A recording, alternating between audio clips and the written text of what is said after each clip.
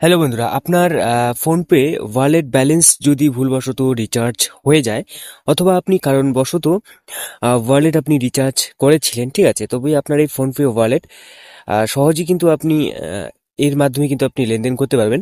তো যাই হোক, তো এখানে আপনি দেখতে পাচ্ছেন যে ফোনপে ওয়ালেট ব্যালেন্স এখানে 0 রয়েছে। তো এখানে আপনি নিচের দিকে আসলেই আপনি সহজভাবে বন্ধ করতে পারবেন এই manage wallet auto top up এই অপশনে আপনি টাচ করবেন। করে নেওয়ার পর আপনি এখানে দেখতে পাচ্ছেন যে 4 ডিসেম্বর 2024, ঠিক আছে, মানে এই যে 4 ডিসেম্বরই কিন্তু এটা আমার 1000 টাকা কিন্তু অটো টপ আপ হয়ে যাবে, যদি না আমি এই অপশনটিকে বন্ধ না করি, ঠিক আছে। তো এই জন্য আপনি এই অপশনটিকে বন্ধ করার জন্য আমি কি করব, যে এখানে জিরো ব্যালেন্স রয়েছে, তো যাই হোক, তো আমি একেবারেই নিচের দিকে চলে আসব। নিচের দিকে আসার পর এখানে আমি দেখতে পাবো manage wallet auto top up এই অপশনে টাচ করে নেওয়ার পর আমি আবারও নিচের দিকে স্ক্রল করে আসব।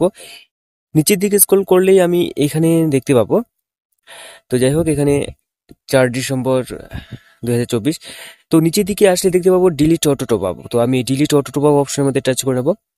এই অপশনে টাচ করে নেওয়ার পর কনফার্ম অপশনে টাচ করে নেবো। কনফার্ম অপশনে টাচ করে নেওয়ার পর এখানে কিছুক্ষণ প্রসেসিংয়ে থাকার পর এটা কিন্তু অটোমেটিকলি সাকসেসফুলি হয়ে যাবে।